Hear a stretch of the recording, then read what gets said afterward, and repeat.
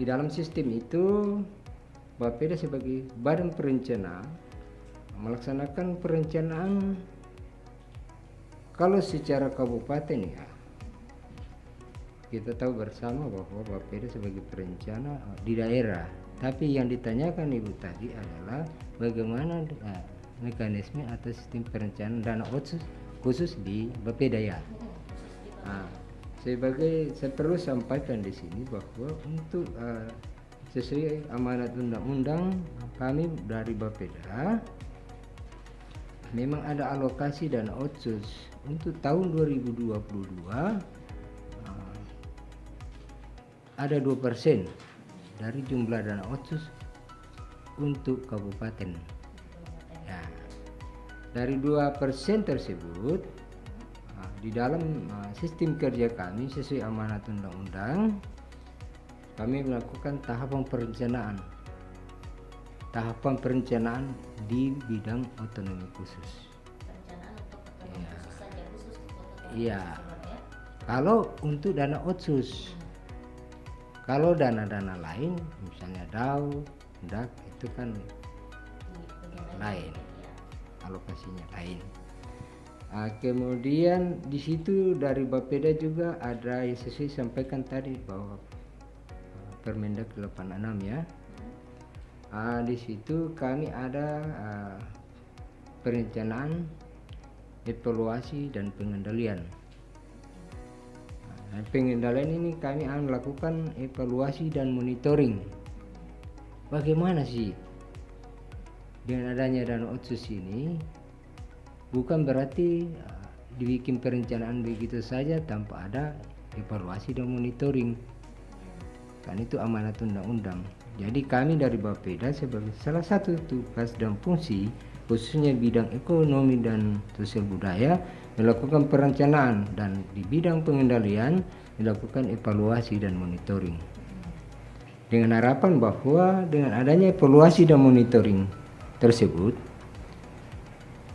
dana otsus yang dialokasikan pada setiap OPD pengelola betul-betul sesuai harapan, tepat waktu, tepat sasaran.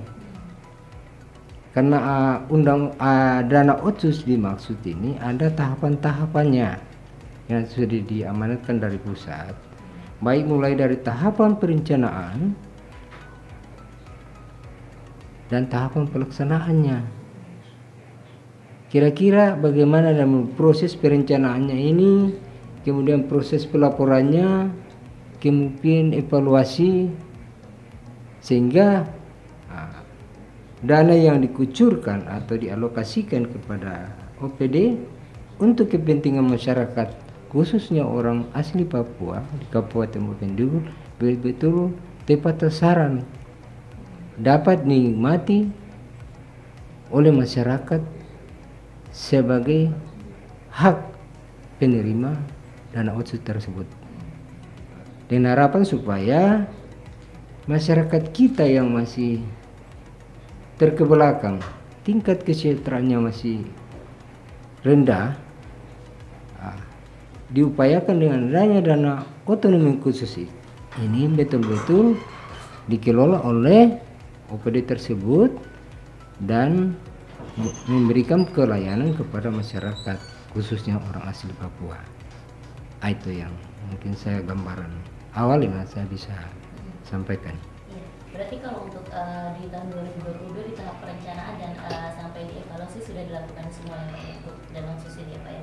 Iya, untuk 2022 memang sudah dilakukan karena setiap tahun ada tahapannya Bu. Dan kita mengacu pada tahapan tersebut. Kan anggaran ini dari pusat. Diberikan kepada Papua sehingga betul-betul yang saya sampaikan tadi ada alokasi khusus. Baik Bapak.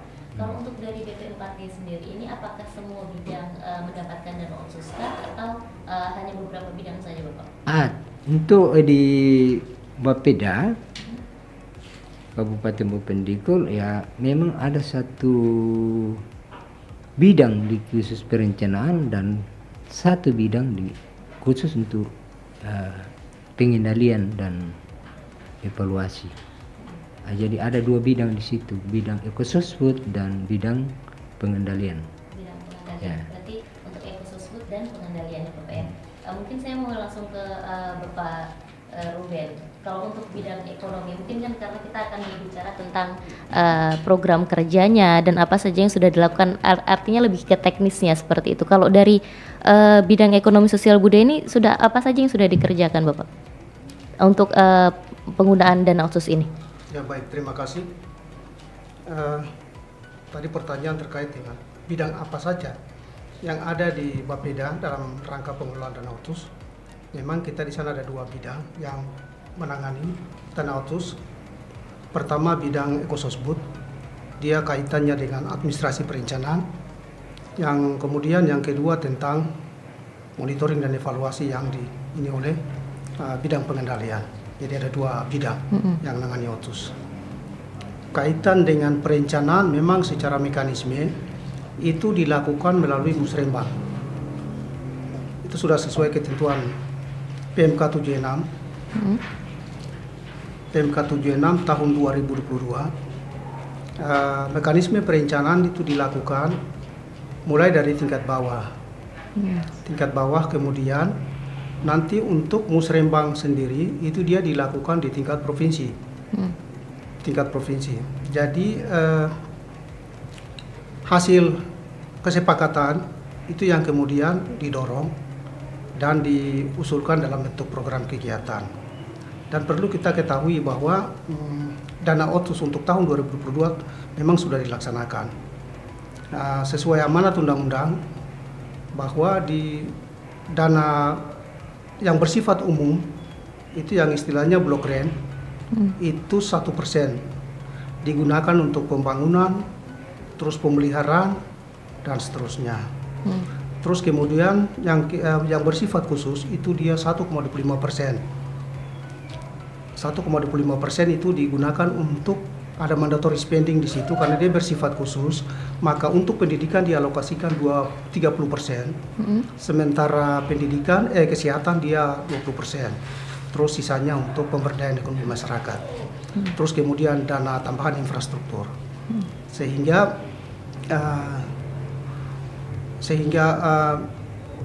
pengalokasiannya sesuai amanat undang-undang ya itu dilaksanakan seperti itu, dan pagu anggaran yang diberikan dari pusat sesuai mekanisme tata kelola yang lama dikelola oleh provinsi setelah mendapatkan transfer dari pusat. Kalau di tata kelola baru di Undang-Undang 2 tahun 2021 itu mekanismenya langsung ditransfer ke provinsi kabupaten kota.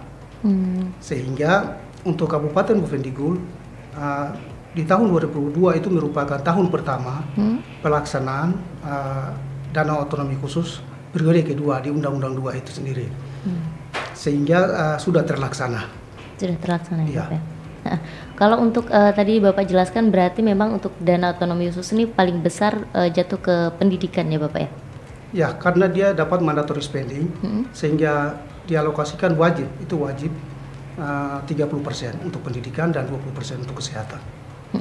Kalau untuk infrastrukturnya Bapak ini apakah Bapak ini sebagai melihat untuk perencanaannya ini apakah sudah matang atau belum Bapak untuk di bagian infrastruktur dan otonomi khusus? Ya, kalau perencanaan itu kan tidak matang atau tidak matang, itu ada mekanisme, jadi ada proses yang panjang. Mulai di awal perencanaan sampai dengan itu ada tahapan-tahapan, perlu dievaluasi karena sudah otonomi khusus ini kan sudah ditangani oleh pusat di tata kelola baru, sehingga usulan program kegiatan itu tidak serta-merta langsung diterima, dan itu akan dievaluasi oleh provinsi tapi juga oleh pusat terhadap kesesuaian nomenklatur dan lain seterusnya.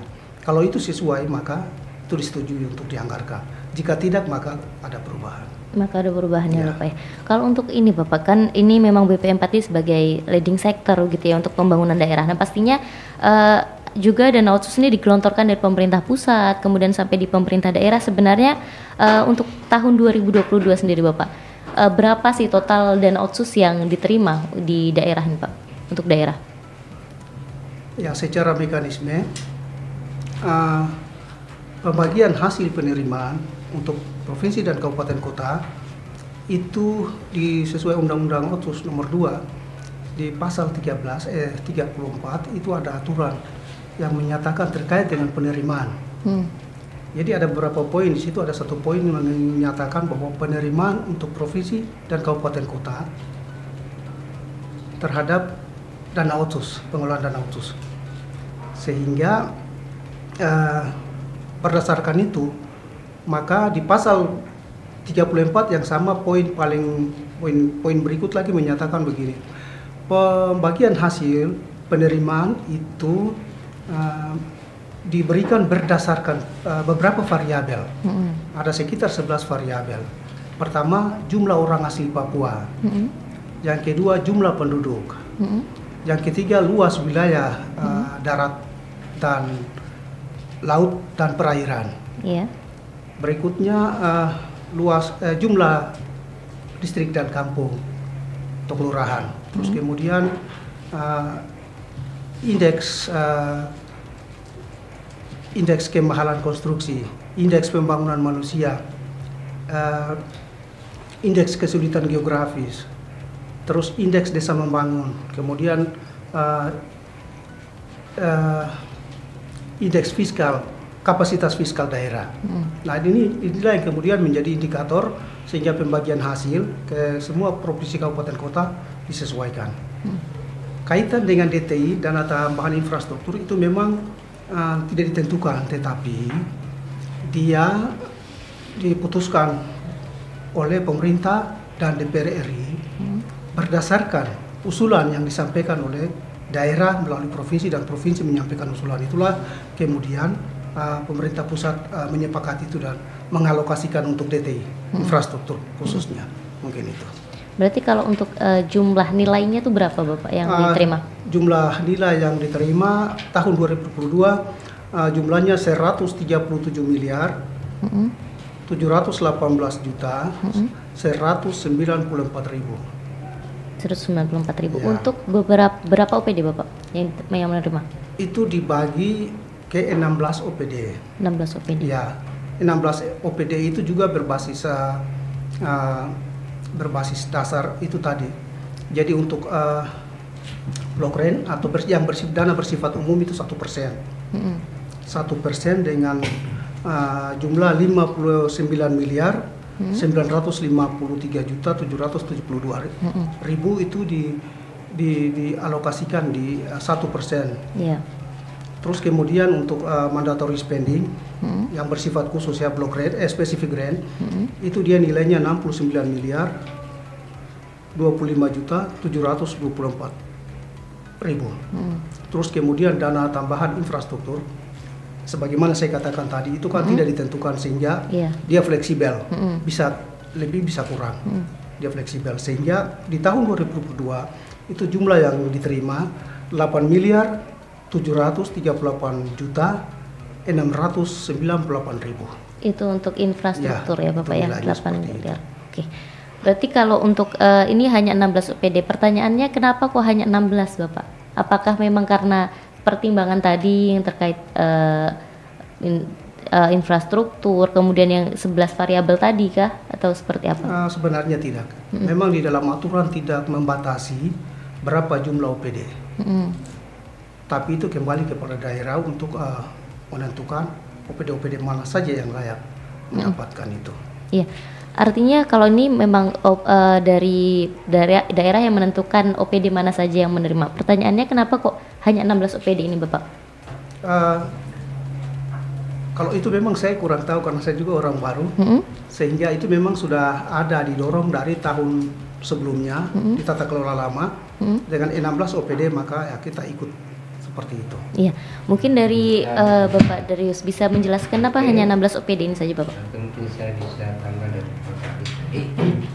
Kenapa? Seharusnya bukan pertanyaan masyarakat, tapi pertanyaan dari OPD yang ada. Iya. Menurut mereka ya mungkin kalau bisa semua OPD.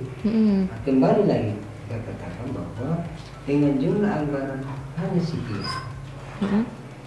Dibagi ke setiap OPD pasti kan nilainya kan kecil, ya. Sedangkan harapan atau yang ingin kita capai adalah jangan hanya membuat program, tapi yang diperhatikan nanti kira-kira dengan jumlah anggaran yang diberikan ini dapat mencapai sasaran atau outcome yang kita harapkan di air nanti betul-betul terukur. Misalnya saya ambil contoh, misalnya kita kan kirim sekian, nilainya berapa? Iya. Kan harapan yang kita ingin capai kan tidak mungkin tercapai. Akhirnya ada kebijakan berkaitan dengan visi misi kepala daerah juga. Kita mengacu ke situ bagaimana sih mendorong visi misi kepala daerah tersebut. Dengan alokasi tersebut maka kita mengalokasikan ke sekian OPD sehingga visi dan misi kepala daerah bisa tercapai dalam periode tertentu. Tidak menutup kemungkinan juga ke depan akan OPD yang belum itu ada peluang untuk mendapatkan anggaran bila mana anggaran tersedia. Dengan anggaran hanya cukup 137 ini kan tidak mungkin menjauh semua OPD. Ya, OPD. Iya. Kembali lagi kita kepada visi dan misi kepala daerah sehingga visi misi betul-betul ini dapat terwujud dalam satu periode tertentu. Oke. Ini tidak bisa tambahkan. Iya, Bapak, dari 16 OPD nih Bapak, yang menerima dana otsus paling besar itu OPD apa Pak? Ya, kalau sesuai tahapan perencanaan kita dan yang diamanatkan yang disampaikan oleh Pak Kadit tadi, tentunya pendidikan. Dinas pendidikan, karena di situ dialokasikan 30%. Ya, amanat pusat ini ya. Kemudian dinas kesehatan, itu wajib kita lakukan. Karena apabila kita evaluasi nanti tidak sesuai dengan tahapan atau regulasi yang diamanatkan oleh pemerintah pusat, itu pasti akan dikembalikan kita punya usulan. Iya. Nah itu sehingga wajib kita harus mengikuti hal itu, termasuk waktu dan tahapannya. Kalau dikasih batas sampai bulan, misalnya contohnya bulan Agustus, tanggal 30 misalnya, jangan kita bikin lagi di awal September. Iya. Karena sasaran dari tahapan perencanaannya itu sudah tidak sesuai nanti. Iya. Oleh karena itu saya sarankan kepada seluruh Bapak Ibu pengelola dana otsus agar betul-betul tahapannya sudah dijadwalkan secara nasional, wajib kita harus diikuti dengan disiplin lah gitu ya, disiplin ya? Baik disiplin mulai tahapan perencanaan disampaikan oleh Pak Kabit tadi maupun dalam proses pelaksanaan dan pelaporannya. Jangan kita melaporkan misalnya tanggal 31 bulan berjalan, baru kita laporkan pada tanggal 1. Itu sudah penilaian. Kenapa dana otsus tidak bertambah? Iya. Karena dianggap di sana masih ada anggaran. Kemampuan pengelola hanya sampai begitu. Jadi saya sarankan supaya Bapak Ibu pengelola dana otsus betul-betul kita mengikuti tahapan-tahapan yang diamanatkan oleh pemerintah pusat, sehingga dengan ketepatan waktu yang dijadwalkan itu kita ikuti. Saya yakin dan percaya bahwa pelaksanaan dana otonomi khusus yang dikelola oleh pemerintah Kabupaten Bovendigul dapat tercapai sasaran yang diinginkan oleh masyarakat, mulai dari Kabupaten Bovendigul secara keseluruhan, dan bahkan pusat mempercayai kita bahwa betul-betul alokasi anggaran tersebut diberikan, betul-betul dimanfaatkan sesuai dengan peruntukannya. Saya yakin itu masyarakat akan tingkat kesejahteraannya ke depan pasti lebih baik. Baik, terima kasih Bapak dan pendengar. Kita sebelum melanjutkan ke pembahasan lebih dalam, akan ada yang lewat satu ini.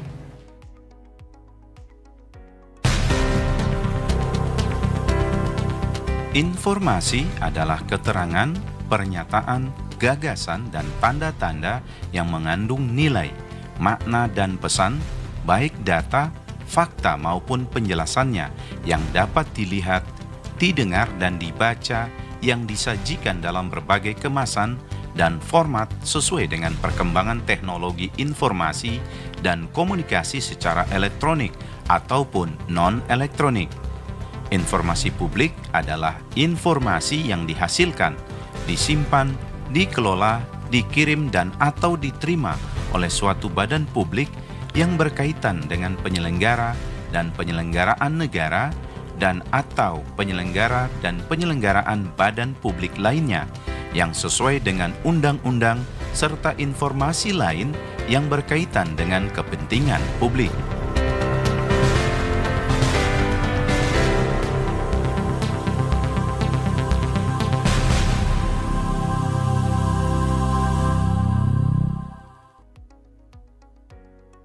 Ya baik pendengar RRI Persatu dimanapun Anda berada, kembali lagi di Dialog Interaktif Kominfo Menyapa dengan tema pengelolaan dana otonomi khusus atau OTSUS tahun 2022 pada Badan Perencanaan, Penelitian dan Pengembangan Pembangunan Daerah BP4D Kabupaten Bovendigul.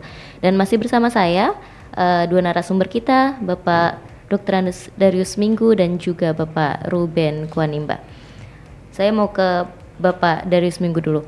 Pak, untuk dana otsus ini dari tahun ke tahun, apakah dia meningkatkah atau menurunkah Bapak? Iya. Jadi untuk Bovendigul menyangkut dana otonomi khusus, setelah saya dipercayakan ke Badan Perencanaan Pembangunan Daerah, saya melihat bahwa dari tahun ke tahun ada peningkatan, ada peningkatan alokasi. Contohnya ini 2022 ini kan 137 sekian ya.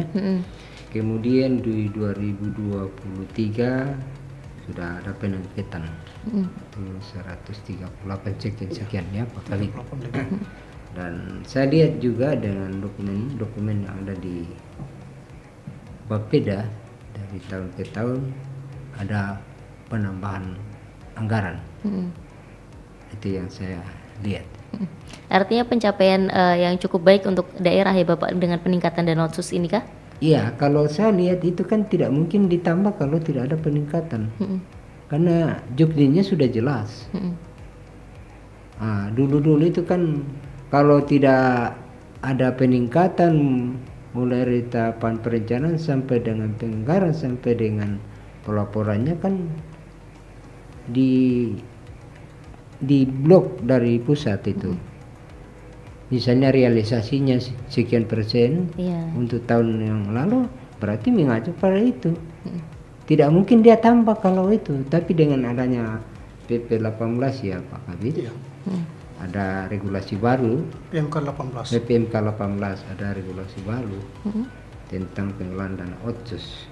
Jadi tidak lagi bahwa akan di pending, tapi diupayakan supaya betul-betul terserap.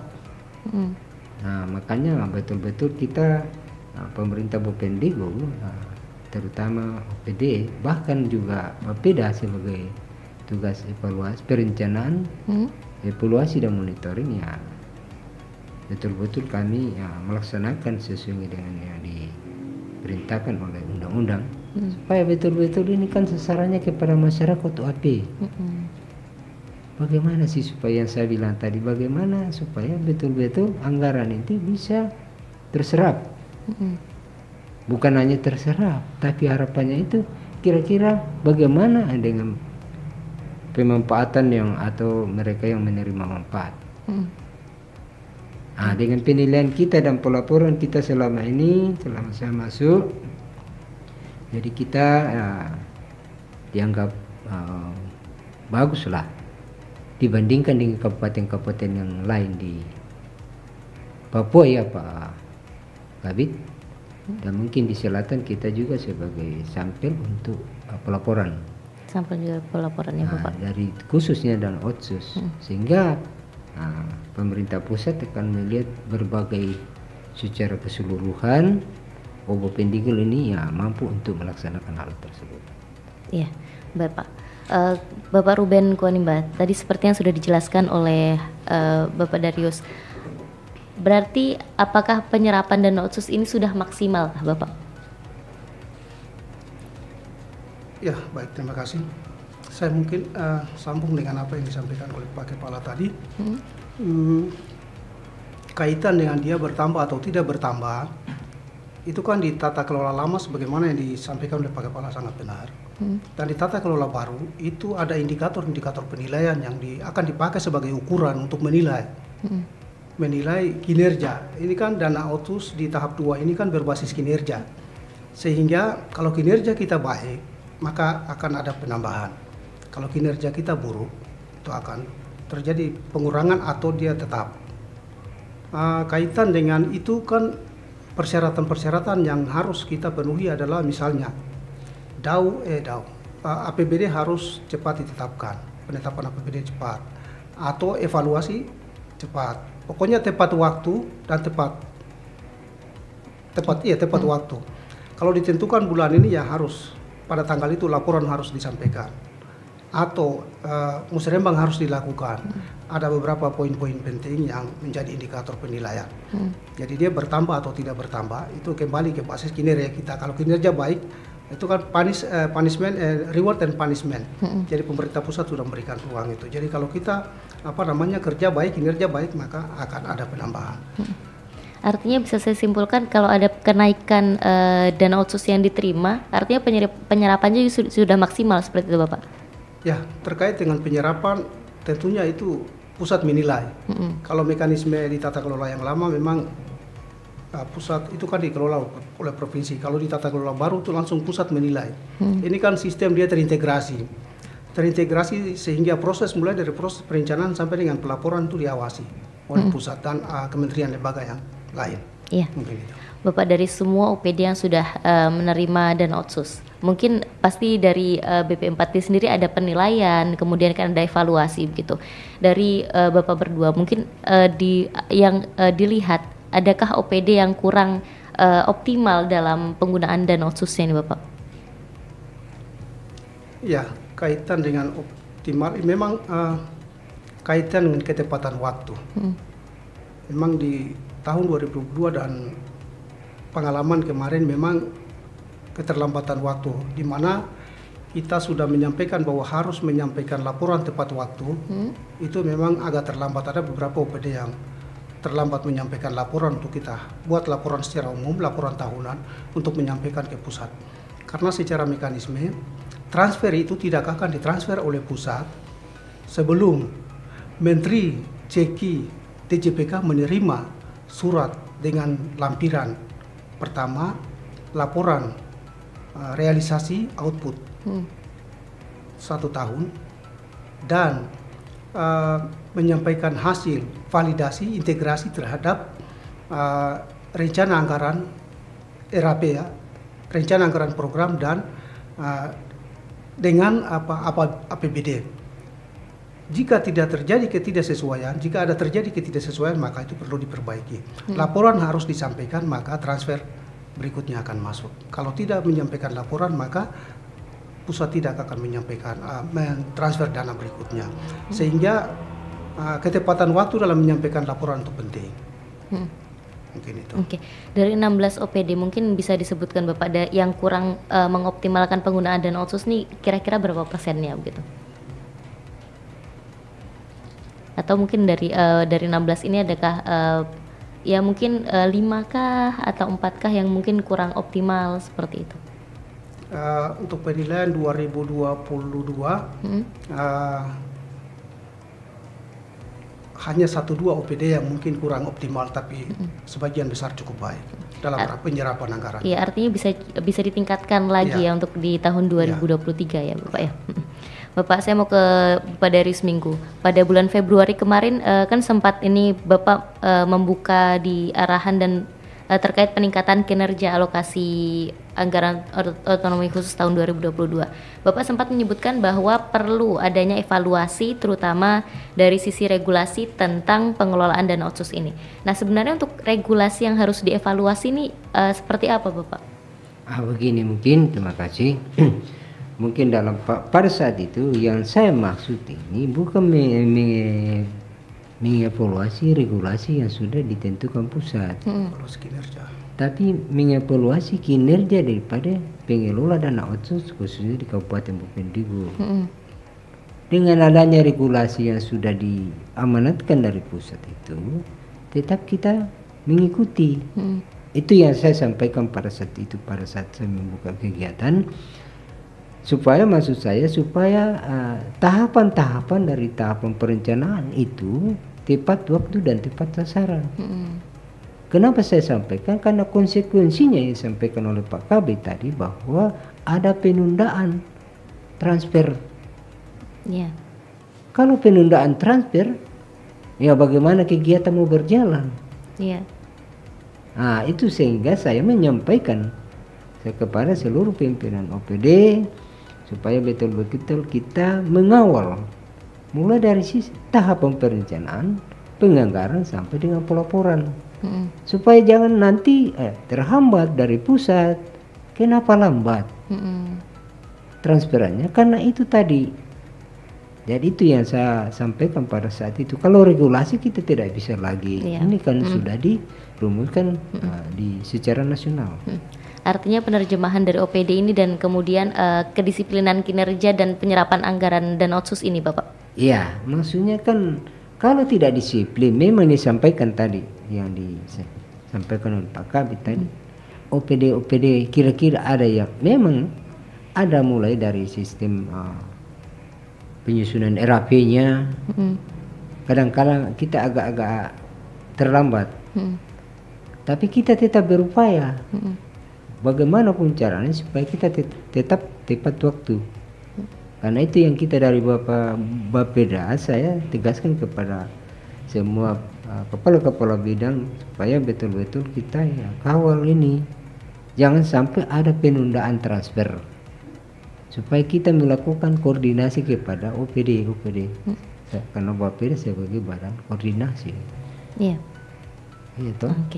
Mau tidak mau tetap kita lakukan koordinasi supaya sinkronisasi tentang penyaluran dana otsus maupun transfer dari pusat betul-betul kita tidak mengalami keterlambatan.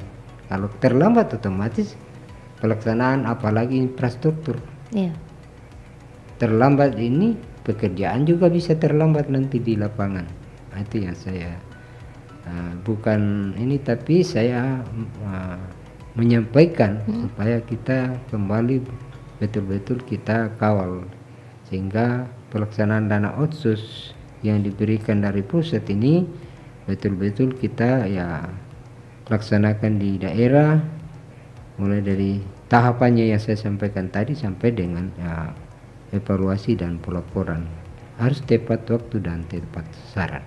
Iya, Bapak, kemarin kan sudah dilakukan evaluasi. Nah, sebagai PP4D ini menilai penyerapan dana otsus yang sudah dilakukan, apakah sudah tepat sasaran ataukah benar-benar sudah ditujukan kepada masyarakat OAP, Bapak?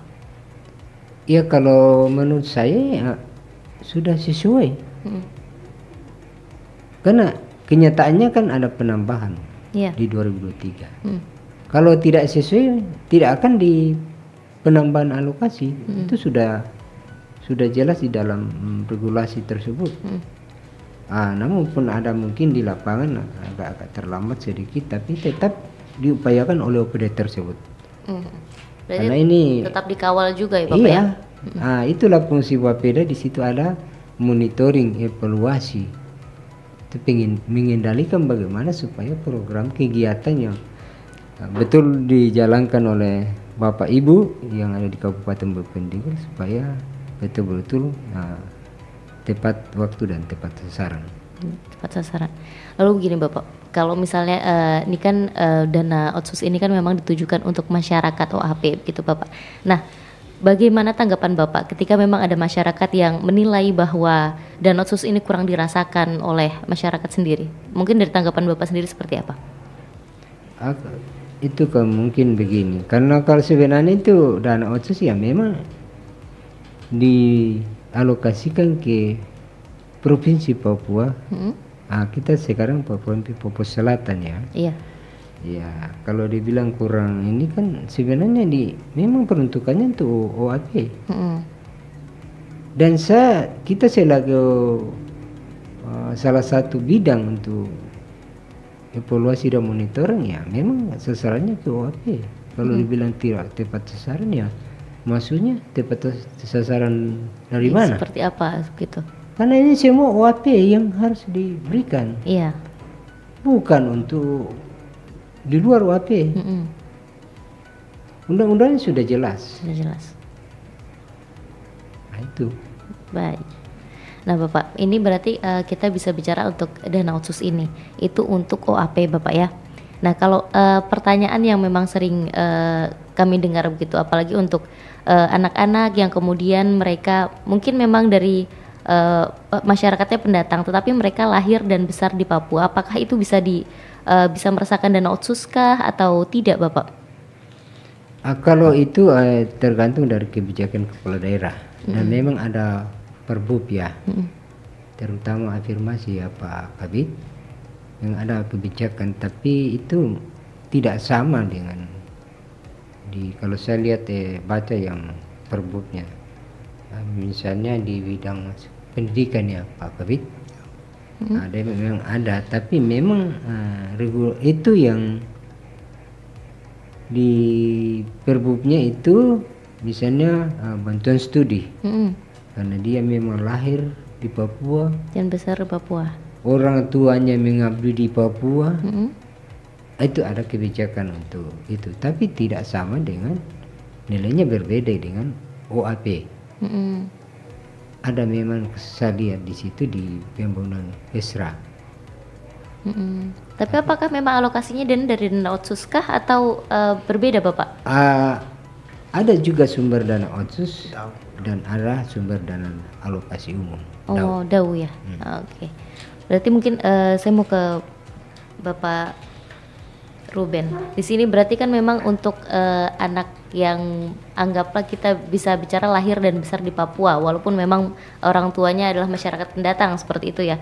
Itu apakah mendapatkan dana bantuan pendidikan ini termasuk untuk dana bantuan pendidikan untuk mahasiswa, Bapak? Ya, terkait dengan dana bantuan pendidikan untuk mahasiswa, sebenarnya cukup jelas, kita bisa bedakan di situ. Kalau memang dana otsus berarti penerima sasarannya harusnya orang Papua. Ya, kalau di DAU bisa dialokasikan, itu dia bebas. Mungkin gitu. Berarti kalau untuk bantuan pendidikan mahasiswa ini memang hanya dari DAU seperti itu. Tapi kalau misalnya untuk pendidikan artinya yang untuk masyarakat pendatang, bukan masyarakat pendatang, kita sebutkan bahwa anak yang lahir dan besar di Papua. Itu dana otsusnya alokasinya apakah hanya pendidikan dari SD SMA atau seperti apa? Tadi kan seperti yang dijelaskan Bapak dari seminggu bahwa itu ada porsinya seperti itu. tidak bisa menjawab itu. Nah begini Kalau saja. saya belum baca aturan ya, saya belum tahu. Kalau yang saya bilang Bisa tadi salah kan ngomong. kalau di pembangunan KES kan ada dua mata sumber anggaran ya, sumber dana DAU dan otsus. Yang saya maksud tadi itu kalau otsus ya memang Hanya OAP. bantuan studi kepada OAP. Iya. Dan kalau yang Nusantara ya, Nusantara itu diambil dari sumber dana DAU. DAU seperti itu. Oke. Ya, maksud saya tadi regulasi daripada Perbuk tadi, yaitu seperti itu. Bukan berarti bahwa dana otsus ini diberikan kepada yang Nusantara, tapi tetap wajib ke OAP. Oke. Berarti kita kategorikan OAP ini adalah anak yang memang dari orang tuanya juga dari masyarakat Papua, kemudian lahir besar juga di Papua seperti itu ya Bapak ya. Jadi saya luruskan begini, yang saya mau contohnya bidang pendidikan tadi itu ada perbubnya. Misalnya orang tuanya sudah lahir di sini dan anaknya lahir di sini, Mm-mm. ini orang Nusantara ya, Mm-mm. dan mengabdi di Papua, Iya. itu bisa dibantu dari dana alokasi umum. Oke. Tapi untuk otsus, ya memang kita kawal dari Bapeda ya harus orang UAP, Mm-mm. karena peruntukannya dana otonomi khusus bagi orang asli Papua. Iya. Berarti memang dana otsus untuk orang asli Papua dan sampai di tingkat mahasiswa kah? Iya, Sampai bahkan tingkat sampai mahasiswa. di S2 juga kan kemarin kita ada kerjasama dengan, bukan hanya baru kemarin, Mm-mm. dari tahun-tahun sebelumnya itu ada kerjasama dengan beberapa perguruan tinggi negeri. Mm-mm. Contohnya di Musamus kemarin, Mm-mm. sampai dengan program pasca sarjana. Mm-mm. Dengan harapan supaya SDM kita di Kabupaten Bovendigul ini, terutama OAP, betul-betul kita berupaya meningkatkan Iya. supaya mereka memiliki skill Mm-mm. ke depan dan pulang membangun Bovendigul yang Iya. kita cintai bersama. Tentunya yang diharapkan ketika sudah dibiayai oleh pemerintah itu kembali lagi ke daerah ya Bapak ya untuk membangun kabupaten gitu Ya ya. harapan kita seperti itu, Mm-mm. supaya ya apalagi kan ya sudah tugas belajar, Iya. dia kan ASN, Mm-mm. pasti kan kembali bukan ke kabupaten lain begitu ya. Iya. Baik Bapak, untuk bantuan pendidikan ini sendiri untuk OAP dari dana otsus itu dibayarkan 1 tahun sekali kah atau 1 tahun 2 kali atau seperti apa Pak? Kalau selama ini saya pantau itu dibayar 1 kali 1 tahun, Mm-mm. karena 1 tahun anggaran. Iya. Oke, berarti Iya. karena 1 tahun anggaran jadi dibayarkan 1 kali seperti itu ya Iya. Bapak ya? Tidak mungkin namanya 1 tahun anggaran berarti 1 kali tahun anggaran. Kalau ada pun teknik-teknik pelaksanaan di lapangan nanti seperti apa, tapi tetap mengacu pada 1 tahun anggaran. Mm-mm. Siap. Iya kan? Mm-mm. Berarti mengikuti dari penganggarannya Iya kan, ya Bapak ya? pelaporan dan pertanjuan kepala daerah juga nanti kita sampai di pusat 1 tahun anggaran wajib dipertanggungjawabkan 1 tahun anggaran tersebut. Berarti kalau untuk perhitungannya Pak untuk bantuan pendidikannya ini berapa persen Kak yang untuk diberikan dari dana otsus Bapak? Maksudnya untuk yang mahasiswa ini? Mungkin Pak Kabe bisa jelaskan.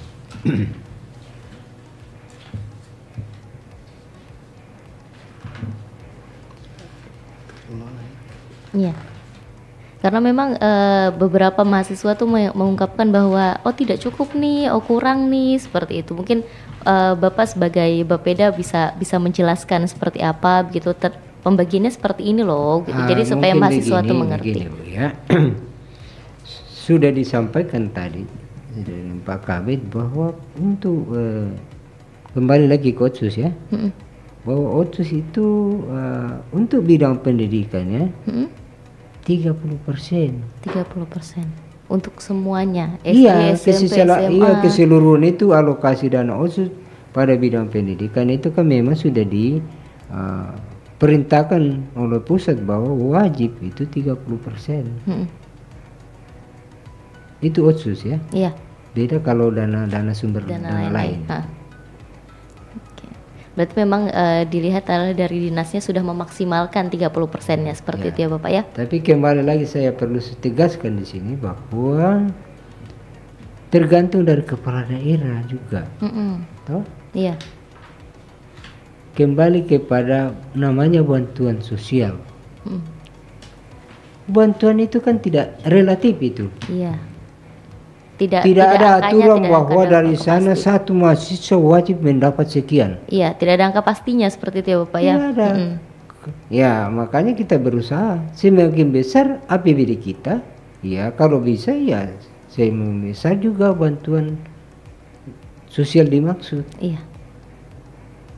Tergantung dari permasalahan Mm-mm. di daerah. Oh ini yang kita pisah ini supaya permasalahan sosial itu bisa teratasi. Mm-mm. Kalau tidak ada permasalahan, coba di daerah lain. Iya. Tidak, itu makanya saya bilang relatif, Mm-mm. tergantung dari kemampuan keuangan daerah. Kita memang mau supaya ya semua ya mungkin lebih besar, Mm-mm. Tapi APBD kita berapa? Tapi kemampuan APBD tidak mencukupi seperti itu Bapak. Jadi bukan hanya satu sektor yang kita harus perhatikan, tapi semua sektor-sektor pembangunan yang ada di Kabupaten Bovendigul. Baik. Begitu. Termasuk juga dengan penyediaan infrastruktur, Iya. pembangunan seperti itu ya Itu Bapak ya. yang betul. Baik, mungkin di 5 menit terakhir ini Bapak, dari Bapak Darius mungkin bisa menyampaikan close statement ya terkait dengan penggunaan dana otsus ini. Kemudian untuk juga Saya bisa tambah dulu. oh ya bisa mungkin. Ya, terkait dengan pembiayaan pendidikan itu memang ada istilah yang disebut dengan nama ADEM dan ADIK. Ada dua. Jadi ADEM ini di tingkat dasar, sementara yang ADIK itu di tingkat perguruan tinggi. Iya. Sehingga pembiayaan atau bantuan afirmasi yang diberikan untuk pendidikan itu untuk ADEM administrasi pendidikan dasar yaitu dilakukan oleh Dinas Pendidikan. Sementara yang ADIK itu ada di BKD. Oh gitu, berarti berbeda ya Bapak ya? Ya, perguruan tinggi itu dibiayai dari BKD. Dari BKD. Ya, sementara yang pendidikan dasar itu oleh Dinas Pendidikan. Oke, oleh Dinas Pendidikan memang porsinya berbeda ya Bapak ya. Baik, mungkin terakhir nih Bapak mungkin bisa sekalian memberikan close statement-nya terkait untuk dana otsus ini. Mungkin dari Bapak. Baik, terima kasih. Jadi saya mengucapkan terima kasih sehingga kami bisa diundang di tempat ini untuk menyampaikan tentang pengelolaan dana otsus tahun 2022.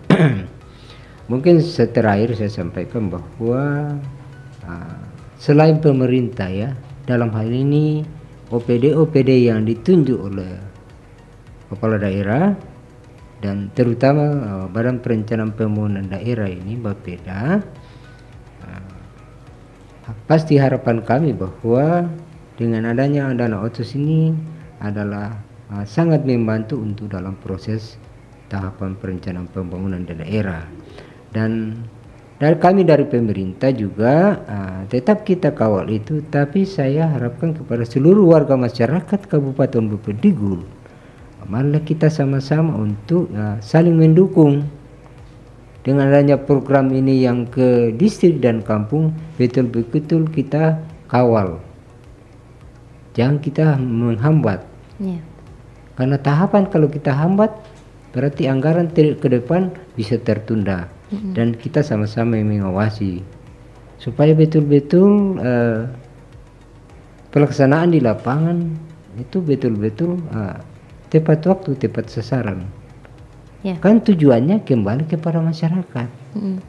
Pemerintah berupaya supaya dengan semua sumber dana ini memang untuk pelaksanaan program pembangunan khususnya di Kabupaten Bovendigul. Marilah kita sama-sama saling sinergi antara pemerintah dan masyarakat supaya betul-betul apa yang visi misi dari kepala daerah kita wajib mendukung sehingga program ke depan diprogramkan pemerintah dilaksanakan dinikmati oleh masyarakat Kabupaten Bovendigul. Saya kira itu yang saya sampaikan dan mungkin pada hari ini terima kasih sekali lagi atas pertemuan ini. Semoga bermanfaat bagi seluruh warga Kabupaten Bovendigul. Tuhan Yesus memberkati. Baik, terima kasih. Terima kasih kepada Bapak Darius Minggu juga kepada Bapak Ruben Kuanimba.